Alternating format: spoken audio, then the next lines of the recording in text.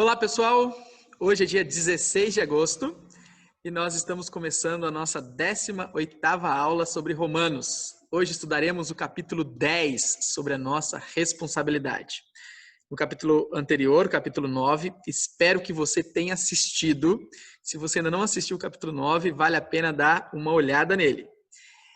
O capítulo 10 fala sobre a nossa responsabilidade diante do Evangelho das Boas Novas de Deus. É isso que nós vamos dar uma olhada agora. Quero mostrar para vocês como que o capítulo 10 está dividido, mostrar para vocês o nosso roteiro de estudo da aula desse domingo, e aí nós vamos começar, versículo por versículo, fazer uma exposição do capítulo 10.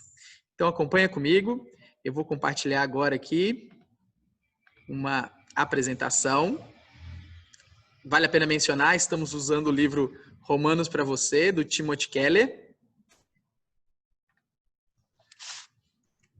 E essa é a estrutura que nós iremos utilizar na aula. Vamos dividir o capítulo 10 em 4 partes. Estamos falando sobre a nossa responsabilidade, a responsabilidade humana diante da boa nova do Evangelho. Então, dividindo aqui o capítulo 10 em 4 partes, a primeira sessão, versículo 1 a 4, nós vamos ver sobre essa questão de Israel ignorar a salvação pela justificação de Deus em vez da nossa própria. Israel ignorou essa boa nova. A segunda sessão são os 2 modelos que a Bíblia nos apresenta de justificação. Quais são os 2 modelos que nós encontramos ali? A terceira sessão, versículos 9 a 15, nós veremos como nós podemos nos tornar justos pelo método de Deus. E a última sessão, nós precisamos lembrar a pergunta que foi feita no final do capítulo 9, entre os versículos 30 e 33. Por que Israel rejeitou o caminho de Deus para a justificação? Por que Israel não confiou em Deus? Por quê? E aí a resposta, que tem a ver com o início do capítulo, eles foram ignorantes e por isso susceptíveis ao fracasso. Então essa é a nossa divisão do capítulo 4. Convido você para pegar a sua Bíblia e me acompanhar nessa leitura que faremos. Eu não vou fazer a leitura de uma vez toda do capítulo 10, mas eu faço a leitura em cada uma dessas sessões com pausas e a gente dá uma estudada nessa parte do texto bíblico. Ok? Então vamos lá? Deixa eu só pegar o meu marcador aqui. Deixa eu escolher ele. Vamos nessa cor aqui que ela tá boa. Já estou com a minha canetinha. Diz assim a palavra de Deus, Romanos capítulo 10, versículos 1 a 4.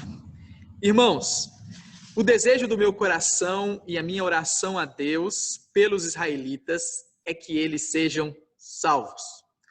Posso testemunhar que eles têm zelo por Deus, mas o seu zelo não se baseia no conhecimento, porquanto, ignorando a justiça que vem de Deus e procurando estabelecer a sua própria, não se submetem à justiça de Deus, porque o fim da lei é Cristo, para a justificação de todo o que nele crê.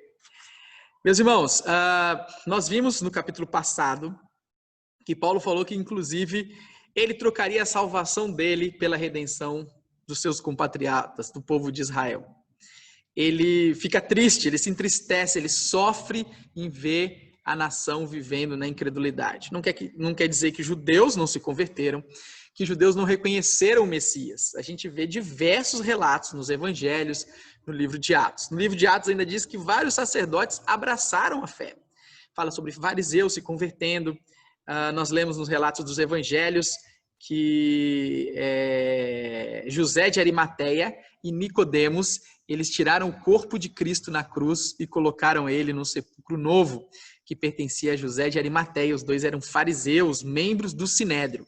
Então, os judeus se converteram, os apóstolos são judeus, Paulo era um fariseu, praticante. A gente vê a tensão na igreja, no início da igreja, principalmente a tensão entre judeus e gentios. Tem que obedecer agora a lei ou não? Então, tem judeus que se converteram, mas a nação como um todo, o povo como um todo, o sinédrio como um todo, não reconheceram o Messias. Eles viram o Messias, viram as obras do Messias, viram o ensino do Messias, mas não reconheceram a sua divindade. Não reconheceram que ele era o Cristo esperado e aguardado. E isso aconteceu com a nação de forma geral, tá? Então, o que Paulo começa falando no versículo é isso. O desejo dele, de coração honesto, e as orações deles envolviam nisso, que o evangelho traga salvação para os judeus, para os seus compatriotas, os israelitas. Mas não era isso que estava acontecendo. E aí ele dá um testemunho. E aqui, particularmente, a gente pode dizer que Paulo está se identificando aqui com eles. E talvez esse tenha um pouco a ver com o testemunho próprio de Paulo. Ele pode testemunhar o quê? Que os israelitas, eles têm zelo por Deus. O problema deles não é falta de zelo por Deus. E era assim com Paulo, lembra disso? Paulo fala sobre a conversão dele 3 vezes. São narradas no livro de Atos, a conversão dele. Ele deve ter compartilhado isso diversas vezes. A conversão de Paulo foi extremamente impactante. Ele era um judeu, um fariseu zeloso, tão zeloso por Deus que ele perseguia a igreja. O problema do povo não é zelo. O problema do povo não é zelo por Deus, mas é que o zelo deles, esse zelo, ele não se baseia no conhecimento. Esse é o problema. Esse é o problema dos judeus. Um zelo sem conhecimento. O Keller fala para nós, o insight dele é muito bom. Um zelo sem conhecimento é igual a fanatismo. E o que Paulo fala para eles? Qual que é o problema da falta de conhecimento deles e desse zelo? É que eles ignoram, não se baseia no conhecimento de Deus, eles ignoram a justiça que vem do próprio Deus. Eles estão ignorando essa justiça que vem de Deus. Eles desconhecem ela, ou eles fecham os olhos para ela, ou eles rejeitam ela. E aí, em vez de se submeter a essa justiça de Deus, eles estão procurando estabelecer a sua própria justiça. Esse é o problema desses israelitas. Esse é o problema que nós encontramos com esses irmãos. E o que aconteceria se eles percebessem que Cristo é o Messias? Se eles percebessem o sacrifício de Cristo, se eles percebessem essa justiça que vem de Deus, não ignorassem ela, eles iriam perceber que o fim da lei é Cristo. Cristo cumpre a lei perfeitamente. Aquilo que nenhum homem conseguiu fazer, Cristo fez. E por que ele fez isso? Por que ele veio? Por que ele se encarnou? Por que ele viveu a vida que nós deveríamos viver e morreu a nossa morte? Por quê? Para trazer justificação. Algo que todos nós precisamos. E ele traz essa justificação para todo aquele que crê. Então, Cristo veio nos justificar e nós temos acesso a essa justiça pela fé. Então, os judeus, eles reconheciam a necessidade que eles tinham de justificação. O problema dos judeus não era entender essa questão aqui. Somos pecadores e precisamos de justificação. Esse não era o problema deles. O problema deles é que eles tentavam fazer isso de outra maneira. Qual maneira que eles tentavam fazer? Eles tentavam fazer isso através da sua própria justiça. Esse era o problema deles. E eles rejeitavam o quê? Eles rejeitavam a justiça que vem de Deus. Eles rejeitavam isso. E Cristo veio para isso, porque pela nossa própria força nós não conseguimos. Esse é o problema dos judeus. E aí o que acontece, meus irmãos? Se nós compreendermos a natureza radical da obra de Cristo, nós vamos perceber que não existe mais espaço, mais lugar para o legalismo. A frase do Keller é muito boa, ele diz assim: a partir do momento que compreendemos a natureza radical da obra de Cristo, é o fim do legalismo. Somos salvos causa dos méritos de Cristo, não nosso. E essa justiça que nós recebemos vem pela fé. É imputada a nós por Deus, por causa de Cristo, da obra de Jesus Cristo. Sua encarnação, vida entre nós, a sua morte e a sua ressurreição. A obra de Cristo no tempo e na história imputa justiça para o seu povo, para todos aqueles que têm fé nele. É isso que os israelitas não aceitavam. Por quê? Por falta de zelo? Não. Mas por falta de conhecimento. Esse era o problema. Por ignorância. E por que eles tinham essa falta de conhecimento e ignorância? Porque eles não ouviram a mensagem? Não. Mas porque eles ignoraram a justiça que vem de Deus. E eles tentavam suplantar isso por uma justiça própria, pelas suas próprias forças, pela sua própria obediência à lei. E eles alcançaram isso? Não, de maneira alguma. Por isso que Cristo veio. Vamos para o próximo capítulo. Deixa eu clarear aqui. Vamos mudar o slide. Próximo capítulo não, desculpa, próximo slide. Nós vamos ver agora a segunda seção, dos versículos 5 a 8. Deixa eu me preparar aqui, a minha canetinha de novo. Capítulo 10, versículos 5 a 8. Nessa próxima sessão, nós vamos ver agora 2 modelos de justificação que a Bíblia nos apresenta. Vamos ler o texto bíblico e encontrar esses modelos. Diz assim a palavra de Deus, Romanos capítulo 10, versículo 5. Moisés descreve desta forma a justiça que vem da lei. O homem que fizer essas coisas viverá por meio delas. Mas a justiça que vem da fé diz: não diga em seu coração, quem subirá aos céus, isto é, para fazer Cristo descer? Ou quem descerá ao abismo, isto é, para fazer Cristo subir dentre os mortos? Mas o que ela diz? A palavra está perto de você, está em sua boca e em seu coração. Isto é, a palavra da fé que estamos proclamando. Talvez tenha uma parte aí do texto que pode parecer um pouco estranho, porque uma leitura rápida pode fazer a gente não perceber as citações, as inferências que Paulo está fazendo do Pentateuco, o livro da lei, os primeiros 5 livros escritos por Moisés. A maioria das Bíblias, elas apresentam o texto entre aspas, quando Paulo está fazendo citações, e dá referência também. Então, se você olhar, dar uma pesquisada ali, você vai ver a referência na nota de rodapé da sua Bíblia. Você vai ver 2 citações que Paulo está fazendo. A primeira, ele está fazendo uma citação a Levíticos 18:5, tá bom? Então, essa primeira citação é de Levíticos 18:5. Então, é um livro da lei de Levíticos, ok? A segunda citação, ela compreende os versículos de 6 a 8, esse bloco aqui, tá? E ela está falando sobre Deuteronômio, o último livro da lei, tá? E ela está falando sobre Deuteronômio, capítulo 30, versículo 14, o final do livro da lei.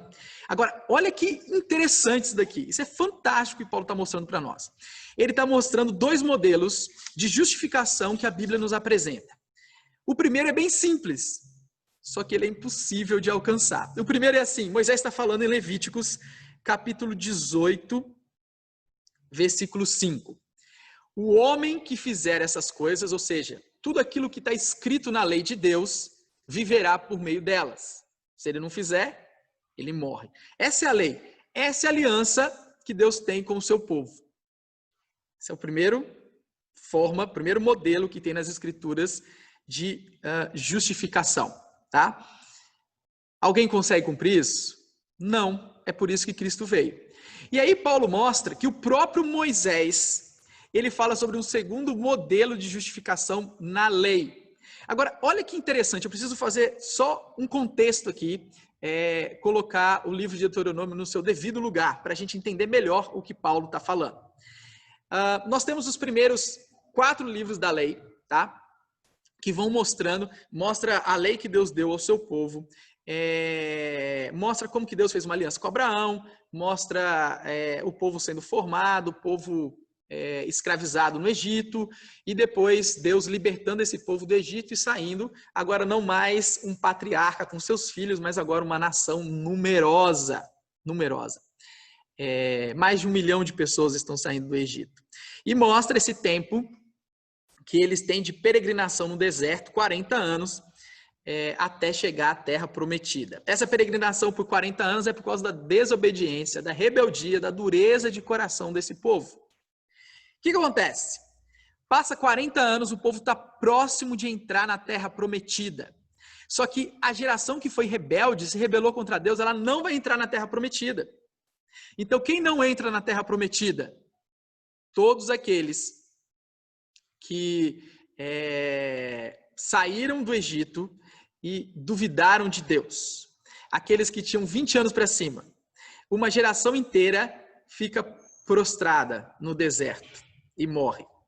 Somente 2 homens vão permanecer e vão liderar o povo na posse dessa terra. 2 espias que foram obedientes a Deus.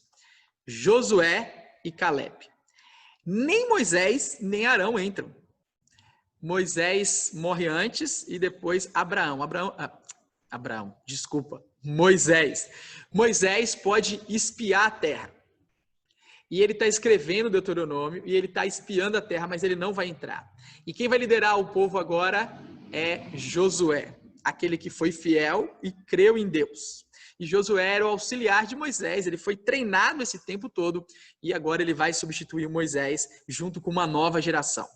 Só que essa geração era muito nova quando saiu do Egito. Provavelmente muitos dessa geração não se lembram das 10 pragas, não se lembram da saída. Talvez muitos eram pequenininhos, alguns nasceram no deserto. É uma geração nova. É uma geração que precisava ser lembrada da lei. E o livro de Deuteronômio fala sobre a repetição da lei. Deuteronômio é uma repetição dessa lei. E é impressionante a ênfase que Deuteronômio faz em que a lei deve estar no coração do povo. O povo deve amar a lei de Deus. O povo deve se relacionar com Deus. Não é uma relação meramente legalista de obediência, mas é uma relação de amor, de confiança em Deus. E o deserto deveria ter ensinado isso, não era? Todo dia caía maná do céu. E é assim que eles viveram os 40 anos do deserto. Eles receberam o alimento do céu diário e não podia acumular. A porção era para cada dia. As roupas não se estragaram nos 40 anos. Deus sustentou e proveu tudo que o povo precisava. E aí, como Moisés termina o livro de Deuteronômio? O final, o capítulo 30, os versículos 1 a 14, é o que Paulo está citando aqui a ideia, embora ele esteja citando apenas o versículo 14, mas o contexto todo é importante, tá bom? E eu vou fazer uma leitura aqui, curta, de um texto que eu separei de uma parte do livro do Keller, que ele explica de forma magistral e a gente vai conseguir entender muito bem. Olha o que Keller diz. Paulo passa para Deuteronômio 30. Deuteronômio 31, 14, a passagem inteira nós precisamos conhecer. Ainda que Paulo só tenha citado o versículo 14, ele está fazendo uma alusão a essa passagem toda. Deuteronômio 30, 1 a 14. Nos versículos 30, no versículo 6 do capítulo 30, a gente lê o seguinte: o Senhor teu Deus circuncidará o teu coração, a fim de que ames o Senhor teu Deus de todo o teu coração e com toda a tua alma, para que vivas. Em seguida, nos versículos 11 a 14, Moisés esclarece: ora, o que estou lhes dizendo não é impossível de fazer. A lei. Por quê? Não é preciso subir ao céu ou cruzar ao mar para fazê-lo. De modo que Paulo cita Moisés em Romanos 10, 6 e 7 para mostrar a sabedoria da fé. Eles não iam conseguir cumprir a lei com perfeição, mas o que Deus estava exigindo deles era uma relação de amor. era uma relação do coração deles, de confiança em Deus. E aí, o Keller diz o seguinte: a fé reconhece que não precisamos fazer nada para sermos justos. Você não precisa subir ao céu. Cristo já desceu de lá. Ou lidar com os próprios pecados na morte. Cristo já fez isso por mim e por você. Paulo mostra que Moisés sabia ser necessário algo mais que guardar a lei e que Deus fez tudo o que era preciso. A palavra está perto de ti. É isso que diz. Moisés sabia que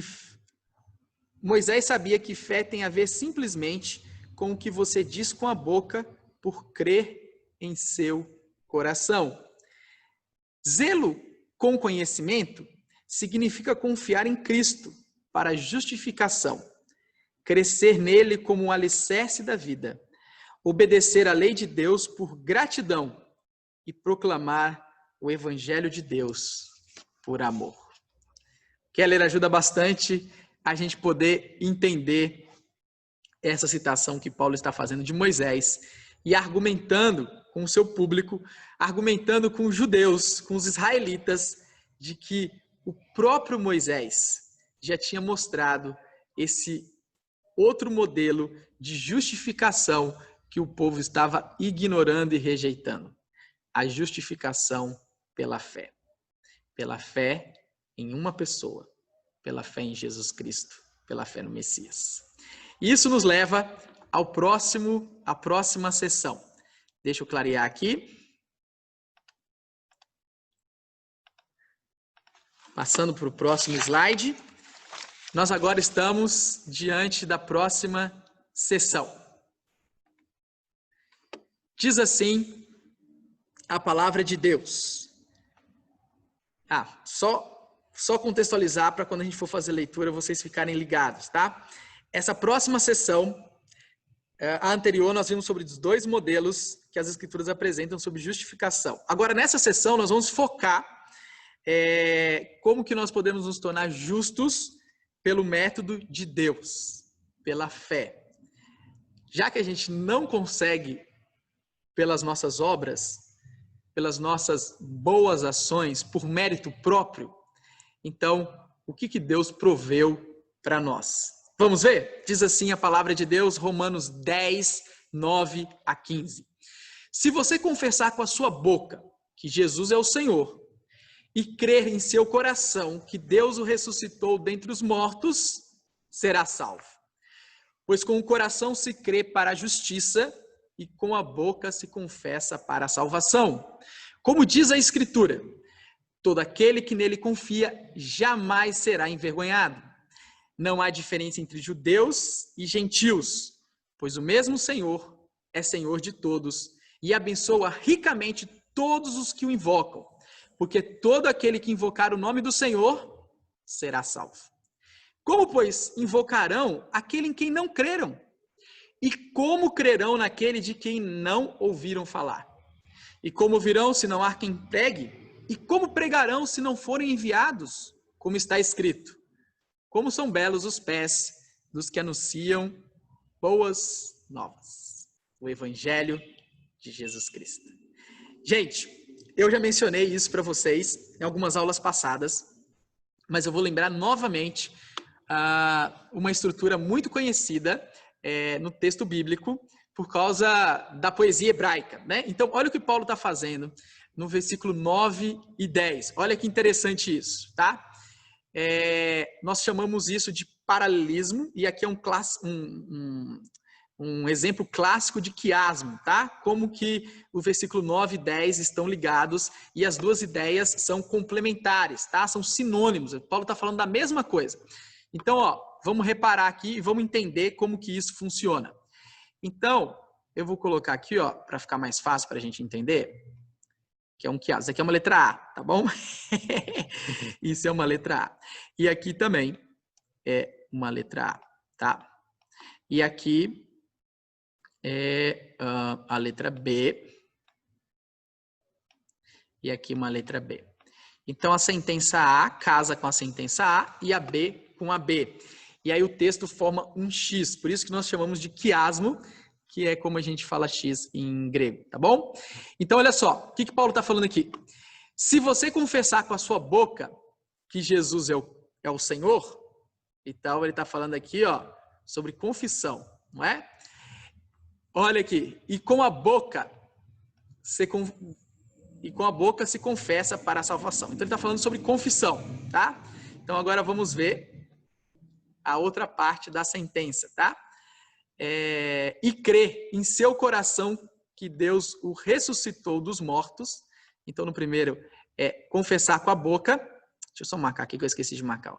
Confessar com a boca. E nessa segunda parte aqui do quiasma é crer com o coração que Deus ressuscitou dos mortos, será salvo, pois com o coração se crê para a justiça. Então ele está fazendo a mesma coisa, ele está reforçando e complementando a ideia da profissão de fé, que ela envolve confissão e envolve fé.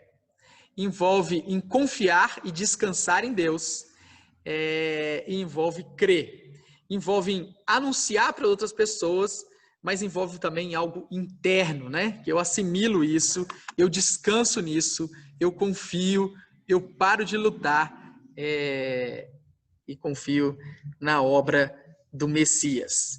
Então, qual que é a primeira necessidade que nós enxergamos aqui? A primeira necessidade é a nossa necessidade de confessar a obra de Cristo na história.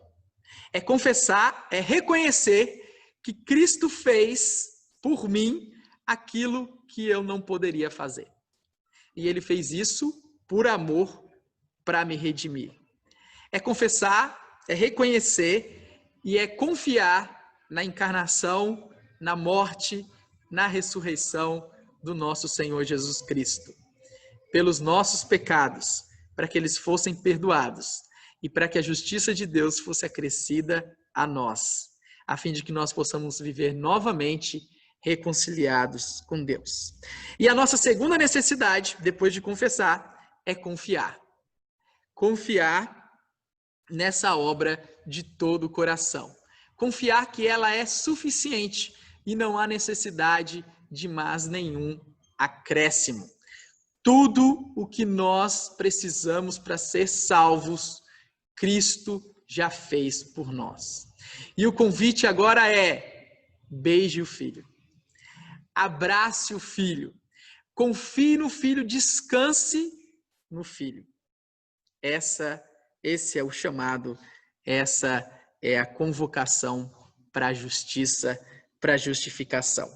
E a gente percebe aqui que quando Paulo está falando de justificação e de salvação, ele está falando da mesma coisa. As duas coisas são essencialmente a mesma coisa. Salvação envolve justificação. E justificação resulta em salvação. É a mesma coisa, é isso que Paulo está falando para nós. Como que nós somos salvos? Confessando com a boca e crendo com o coração. Confessamos a obra de Cristo e confiamos nela como tudo que nós precisamos para ser salvos. Vou ler uma citação agora aqui de John Stott, do livro dele, A Mensagem de Romanos. Eu apresentei para vocês na aula passada. E eu não sei se vocês lembram, eu comentei que essa parte... o Keller cita muito o Stott ao longo dos seus estudos de Romanos, cita muito Lloyd Jones também, são os dois autores que ele mais cita, são as duas obras que ele mais se baseou para escrever o seu estudo. E principalmente nessa parte, nesse trecho que nós estamos vendo do capítulo 9 ao 11, nós vimos o 9 na aula passada, veremos o 11 na próxima aula, e agora o 10, a gente percebe, você percebe, se você tiver os dois materiais, você percebe que o Keller está montado em cima do Stott, né? E é isso que nós devemos fazer, né? Nós devemos nos montar em cima dos gigantes da fé, né? Homens que Deus usou de forma maravilhosa. E é isso que o Keller está fazendo aqui. E tem uma citação que fala um pouco sobre esse paralelismo que eu mostrei aqui para vocês desse texto. Olha o que Stott diz para nós. O paralelismo é reminiscente da poesia hebraica no Antigo Testamento. E as duas condições, lembra das condições? Confessar e crer, confessar com a boca e crer com o coração, devem ser consideradas juntas, não separadas, mas juntas. Assim, não há nenhuma diferença substancial entre ser justificado e ser salvo. De modo semelhante, o conteúdo da crença e o da confissão precisam ser fundidos. Tá? Então é isso que Paulo está mostrando aqui para nós. E aí ele diz o seguinte, versículo 11, como diz a Escritura. E aí Paulo começa a fazer citações dos textos. Lembra, ele está conversando com um público judeu, né? E ele vai fazer citações exaustivas, né? E mostrando, provando, argumentando de que tudo que ele está falando, que tudo que Jesus fez já estava anunciado e previsto ali nas profecias e na lei do Antigo Testamento. Quem confiar jamais será envergonhado. E Paulo começa a mostrar que a salvação, essa obra de Cristo, ela não faz discriminação, né? Porque não há diferença se é judeu ou se é gentil. Essa obra é para os dois grupos de forma indiscriminada, tá? Uma vez que Deus é o Senhor de todo aquele que crê, que o invoca, né? E todo aquele que invocar o nome do Senhor será salvo. Aqui é uma referência a Joel, tá? Joel capítulo 2, quando o Espírito do Senhor seria derramado, né?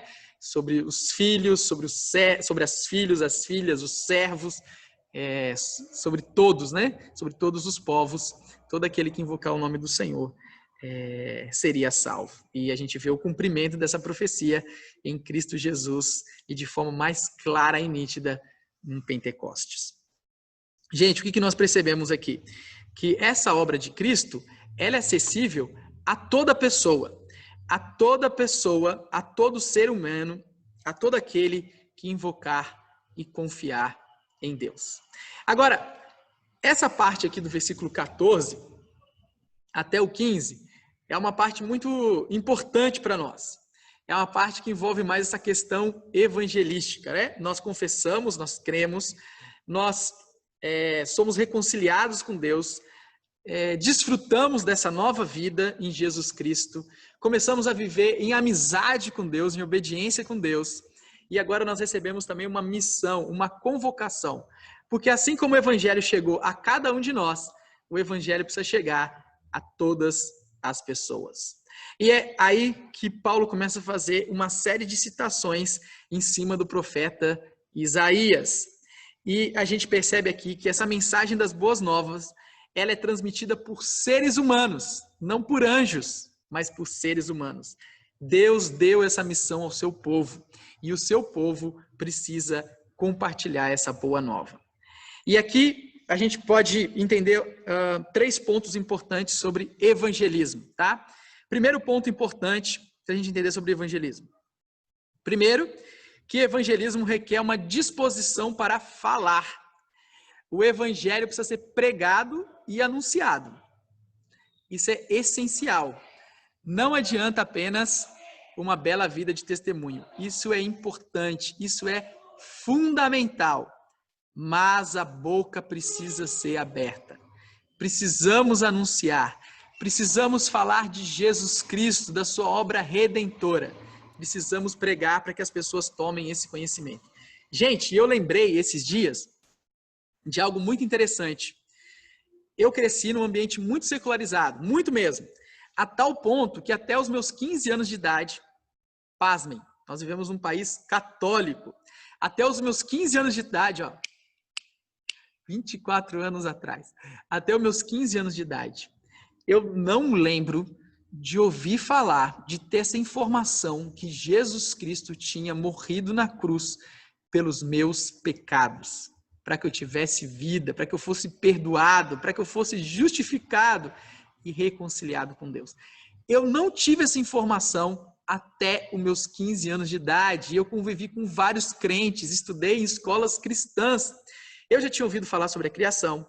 Eu já tinha ouvido falar sobre várias coisas de Jesus, já tinha estudado parábolas, mas eu nunca tinha ouvido falar a notícia mais importante, a boa nova, que Cristo veio morrer na cruz pelos meus pecados e ressuscitar para trazer justiça para mim e me salvar.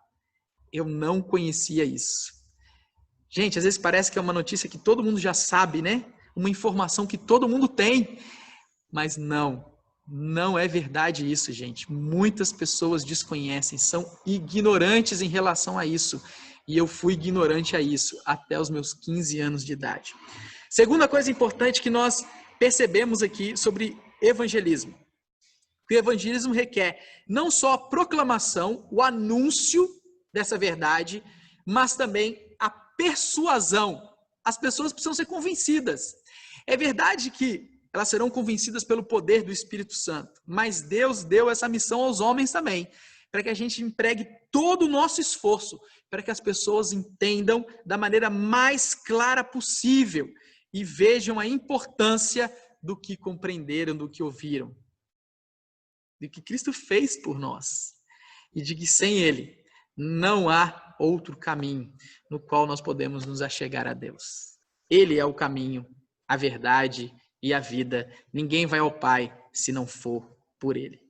Eu estou sendo atacado aqui por mosquitos, tá vendo? É isso que dá. Você deixa para gravar à noite, estou sendo atacado por esses mosquitinhos. Então, nós estamos encerrando. Última parte. Terceira coisa importante que nós percebemos aqui sobre evangelismo. Que o evangelismo requer a transmissão de um corpo de verdades que não é a opinião de alguém. Não é eu acho, você acha.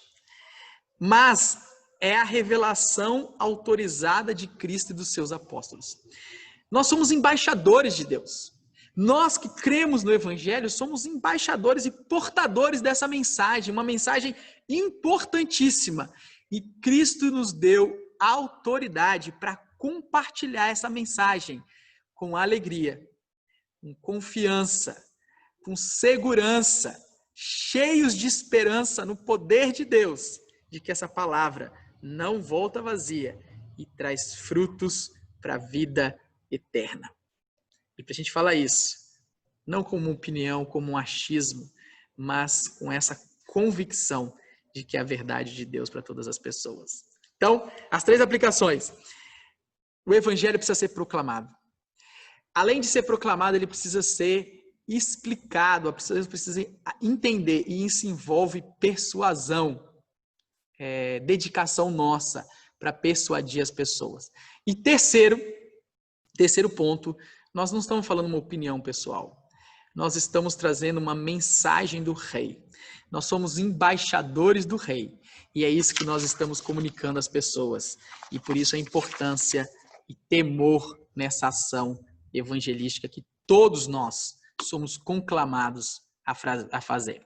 E agora nós vamos para a última parte do capítulo 10. Quero compartilhar aqui com vocês. Deixa eu pegar minha caneta novamente. Cada vez que eu mudo de slide eu preciso fazer isso. Então vamos para a última parte do capítulo 10. E aí a gente precisa retomar o finalzinho do capítulo 9, dos versículos 30 a 33, e retomar a pergunta que Paulo tinha feito lá. Por que Israel rejeitou o caminho de Deus para a justificação? Essa era a pergunta que ele estava trabalhando. E os judeus que não procuravam justificação, justiça, eles encontraram. E Israel que procurava, não encontrou. Foi rejeitado. Por quê? Porque eles rejeitaram a justiça de Deus e se apegaram à justiça própria. E por isso eles fracassaram. Mas vamos ver o que o texto diz para nós. Romanos 10, a partir do 16. No entanto, nem todos os israelitas aceitaram as boas novas. Pois Isaías diz: Senhor, quem creu em nossa mensagem? Consequentemente, a fé vem por se ouvir a mensagem. E a mensagem é ouvida mediante a palavra de Cristo. Mas eu pergunto, eles não ouviram? Claro que sim. A sua voz ressoou por toda a terra e as suas palavras até os confins do mundo. Novamente pergunto, será que Israel não entendeu? Em primeiro lugar, Moisés disse, Farei que tenham ciúmes de quem não é meu povo, e eu os provocarei a ira por meio de um povo sem entendimento. E Isaías diz ousadamente: fui achado por aqueles que não me procuravam. Revelei-me àqueles que não perguntavam por mim. Mas a respeito de Israel ele diz: o tempo todo estendi as mãos a um povo desobediente e rebelde. Paulo está citando novamente aqui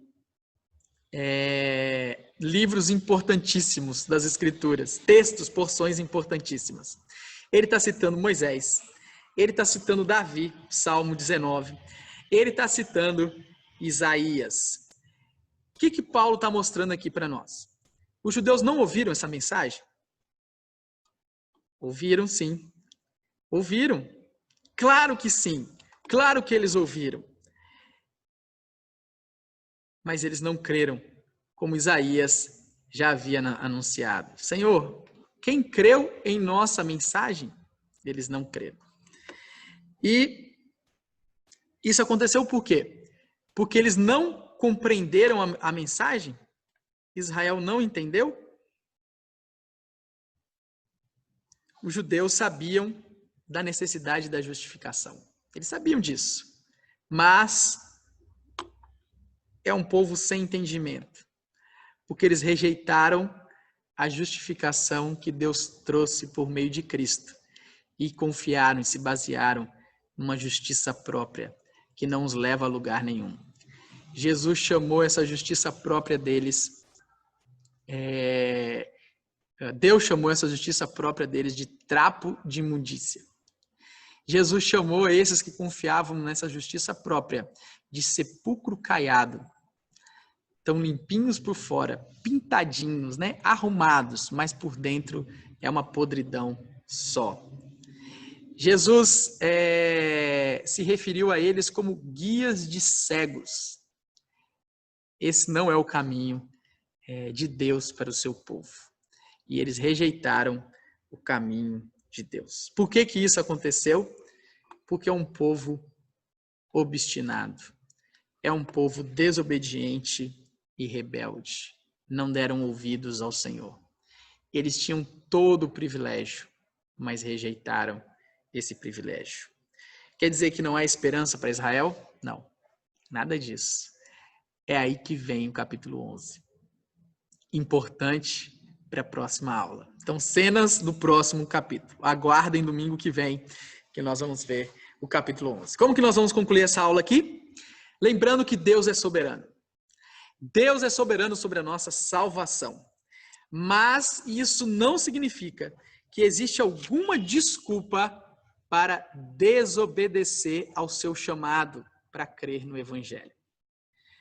Para invocar em confiança seu Filho e desfrutar da salvação. Somos, em nosso pecado e rejeição do Evangelho, indesculpáveis. Foi assim com o povo de Deus, com o povo de Israel. E será assim com todo aquele que invocar o Evangelho e rejeitar Cristo. Essa passagem nos comunica duas verdades distintas. A primeira, que todo ser humano é responsável pelo modo como trata a palavra de Cristo. Precisamos recebê-la com confiança e fé. E todo cristão é responsável por transmitir a palavra de Cristo. E todos prestarão contas a Deus em relação a terem crido. Por isso, meus irmãos, precisamos anunciar esse evangelho para todas as pessoas ao nosso redor. Não podemos nos calar.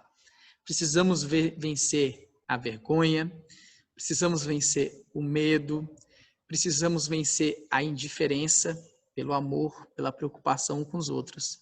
E precisamos vencer essa tentativa de coagir, né?